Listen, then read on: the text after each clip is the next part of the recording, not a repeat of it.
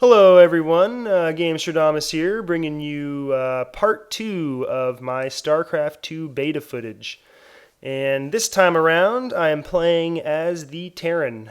And as you can see, my base is kind of started. I already have expanded to a second base. I kind of started this map like 5 minutes into it or so you didn't get to see all that boring first building, which isn't probably that exciting to watch. And as you can see, my small little army here is destroying this huge boulder out in front of my base. In StarCraft 2, a lot of the maps have like a regular map, and then they have like a novice version. And in the novice version, they'll put boulders in the way of kind of the entrance and exits to bases, so that it forces people not to rush because they have to fight through it. So it kind of gives people a little extra time, which is cool.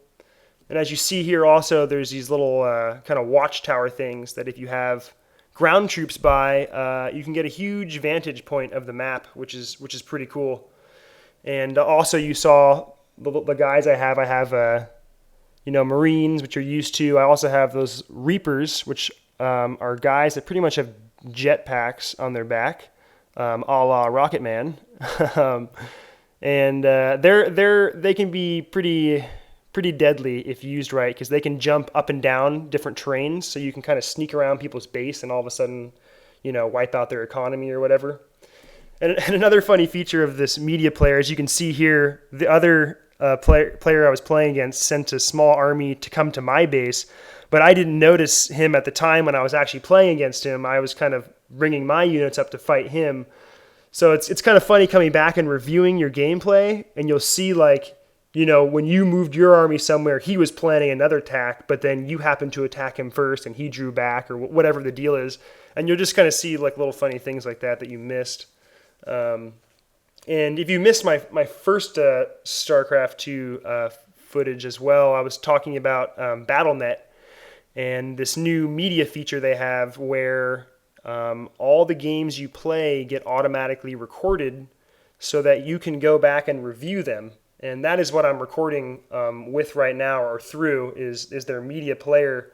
So I came back and reviewed this match that I played against this guy, and I can see, obviously, not only my stuff, but I can see exactly what he's doing too. I can click on building, see what he was building, researching, whatever. You can fast forward it, blah, blah, blah. In the top left, there's a bunch of stats. So you can see, who is building units, what you're making, your economy, every little minute detail to really hone in your strategies. That's a really amazing feature. But just another cool thing Blizzard has come up with. But I guess it was bound to be in strategy games soon enough. So here he's trying to counterattack, thinking that I don't have much. But while he was focusing on his kind of his Tech 1 ground units, I've already moved on to siege tanks, kind of in the technology level 2 range, is kind of how I would put it.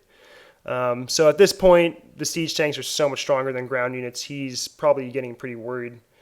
And as you can also see, my units drove over the supply depots, and for those of you who played StarCraft 1 as the Terran, online you'll notice that a lot of people took the supply depots and kind of used them as walls to block entrances and exits to their base.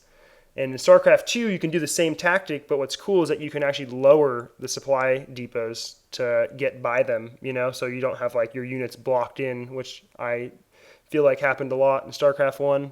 So thank God they fixed that, which is huge. So as you can see, I'm kind of sending a small little group of guys up here to destroy this other boulder. Now this boulder is blocking another expansion, but this expansion is special because in StarCraft 2 they now have gold or yellow crystal, whichever color you like better, I guess. and these crystals will actually allow you to carry more than you normally would, so it's a huge economic bonus to get those places.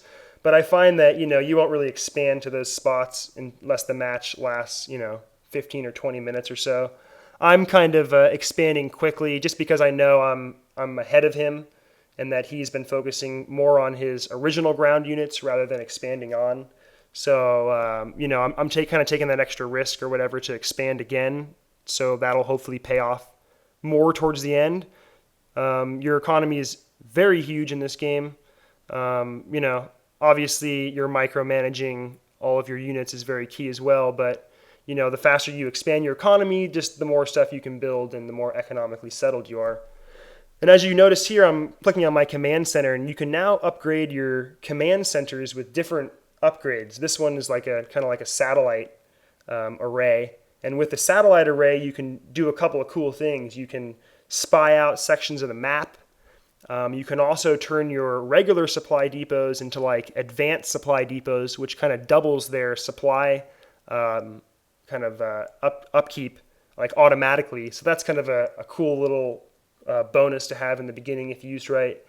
And the other upgrade you can do is you can call down these units called mules, which are kind of advanced drones or SCVs, sorry. Advanced kind of like SCVs that harvest really quickly for you. So that's kind of their economic bonus. Besides that array, you can also get like this little guard tower thing, which is kind of extra defense. But as you can see here, I'm mounting a second attack. I've accumulated enough siege tanks to do some damage. And at this point, he's pretty much screwed, especially once they get put into siege mode. And those animations are pretty sweet, in my opinion. So, obviously you want to just go for their economy right away. And once that's knocked out, they're pretty much screwed. So at this point, I'm pretty much cleaning up here. And yeah, I cannot wait for this game. Definitely excited. Looking forward to checking out some single player, and they have kind of co-op against AI online and a bunch of different things, user-made maps, all that good stuff from the original, just taken to the max. And here's another new unit for the Terran. It's called the Thor unit. It's kind of like just a heavy mech. I don't know how else to put it. You can shoot both air and ground, and can also do kind of a barrage attack, and is heavily armored. He is slow, but it's pretty worth it. It's pretty cool looking. So at this point, his base is pretty much over. Anytime you get siege tanks this close, you're pretty much toast. And if I didn't have as many units, I would have, instead of going to destroy his buildings, just went in and immediately killed all the SCVs as possible, just to try to cripple his economy, which slows him down. And since I already have a third base, I would have a huge advantage there at the end. So yeah, this video is getting towards the end. I'll definitely post a lot more StarCraft 2 footage since I've been playing this a lot lately. It's a lot of fun. So I hope you guys enjoyed this, and I will try to get you some Zerg footage soon. I'm a huge Protoss fan. That's who I've been kind of focusing on, but I'll try to mix it up, test everything out. So if you enjoyed this footage, you'll probably want to check out the other one I posted, and I will see you guys soon. Take care. Subscribe now for your chance to win a monkey.